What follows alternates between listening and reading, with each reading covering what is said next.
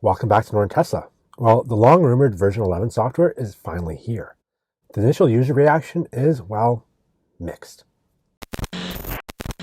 Alright, so this year's holiday update was packed with goodies such as the Tesla Light Show for everyone, my favorite childhood game, Sonic the Hedgehog, Live Century View up here in Canada, finally, and the long-rumored and awaited version 11 user interface. At first glance, there's some really cool, useful stuff. Some kind of annoying things, and there's a few surprises to be found. I'll get into it in a second, but first, take a second and subscribe to help this channel get even better content. Alright, by now, everyone has had a chance to go over all the new changes, so I'm not going to go over all of them, as there's quite a few. Approximately 53, according to YouTube's Mother Frunker. He did a video up here, check it out. I personally am a big fan of the turn signal camera, the new tabs in the theater and arcade section, and I was never a fan of the instrument cluster in the old redesign, so this new version in V11 is much more aesthetically pleasing with the speed and all that kind of stuff. Unfortunately, there are many shortcomings too of the new software, like the removal of certain essential driving tools, which were on the main screen and now are found within menus, requiring more clicks. This seems to be the current bane of the Tesla community right now, all these clicks, and I kind of have to agree with them. So let's go over the more flagrant changes, and I'll try to offer some helpful solutions and tips. Alright, the biggest offender, at least judging from owner feedback, is the removal of the seat heater buttons. Now, this could be a bit biased as I live in Canada and it's the middle of winter, so they're kind of essential right now. The button is now found within the climate menu. There's a few options to access it, either by bringing up the full climate menu or in this little slidey thing. But the drawback to that way is it adjusts the temperature at the same time, so it's kind of annoying. My recommendation on this is there's now an auto option. Now, no, hold on. I know because of auto wipers, people are leery about auto functions in a Tesla, but I've had it on about a week now, like everyone else, and I haven't found myself once needing to adjust it so far. So far, so good. The other option is, of course, to use voice commands, which is easy. Turn on seat heaters. My balls are cold. The next least popular change is, of course, the wipers. Dear God, the wipers. Like I mentioned earlier, the wipers get a lot of flack because of the often unusable auto function.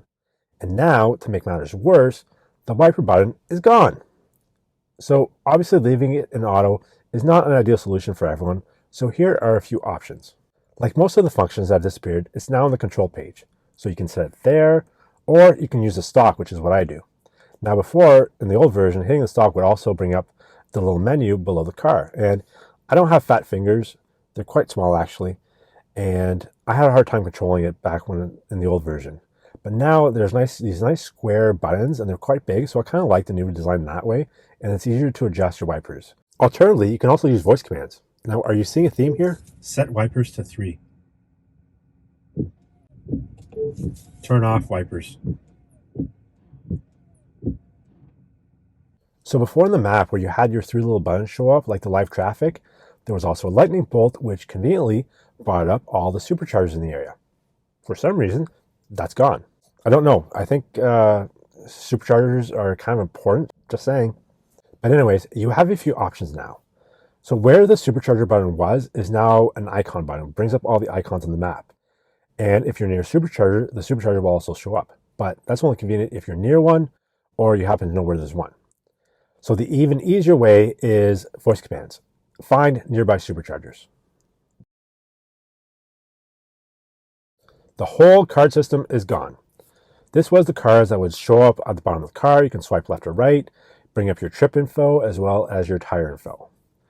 Your trip info is now located in its own menu. I'm not going to lie, I kind of like it better this way. You can see all the info at one glance, and your reset options are a little better laid out. And your TPMS info is now in the service menu. This is one of the least offensive changes for me. You don't really need this info at first glance while you're driving. You had to swipe for it before, so an extra click is no big deal. Saving the dash cam was once a simple step of hitting the camera icon in the top right corner. No longer. It's now like most other things in the control menu. Here are my thoughts on this one. You need the dash cam in the event of an incident on the road, like either an accident or some jerk cuts you off. While if you have it on auto setting, any accident or something happens to the car, it'll automatically download, so you're covered. The other option is also to have it record on honk. So if some jerk in a BMW cuts you off, slam on the horn and you got your footage. Anything outside of that, any saved clip records a 10-minute window. So it's not like time is of the essence for you to hit that button. So even with an extra click, you'll still save what you need. Or again, use voice commands. Engage Sentry Mode. Now for the special bonus surprises. There's a few small things that weren't in the release notes. Like you can now customize your audio EQ levels, which is pretty cool. And those with premium audio can also control the subwoofer. There's also a new seat alignment function in the service menu, although I'm quite not sure what that's for, but it could be handy. And I've not been able to confirm this, but apparently at superchargers, it will now tell you exactly which stall is out of order, which is convenient. And there's also a minimize button in the music section, so you can also get that little bar at the bottom for your music if that's how you like it. And finally, you can access the charging menu by pressing the battery or the charge port. So there's a little more easier ways to do it than going through the control page. Now, I'm sure there are a lot more hidden secrets to be found, and as soon as I find them, you'll be sure they'll be in a Northern Tesla quick tip. All right, version 11 has been much anticipated and rumored. And now that it's finally here, it's definitely not the upgrade everyone wanted or expected. There are some improvements with the look and design elements. I can now see where Tesla is kind of going with this in terms of going into a tab window style, which is definitely a good thing. The buttons are bigger and square, making them easier to tap, which I like. While other things like the icons, I don't like the color things, and all the extra clicking are a bit of a step back. The reasoning behind it could be Tesla trying to get people to take advantage of the voice commands, which keeps obviously people's hands on the wheel, which makes everything safer. I do hope I highlighted some helpful workarounds to make those changes that people don't like a little less of a hassle. And the good news is that it's Tesla. We're an over-the-air update away from a better design. All right, as always, thanks for watching. If you like this video, give it a thumbs up and leave a note in the comments with your thoughts on the new software. And also be sure to subscribe. I'm sure I'll have more tips as I dive deeper into this new version, and I'll definitely have those in some quick tips and other videos coming up. All right, we'll see you next week.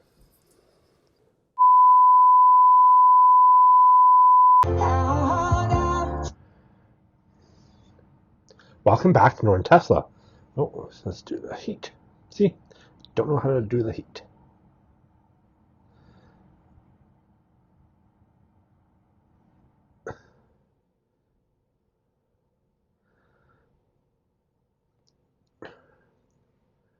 All right, world.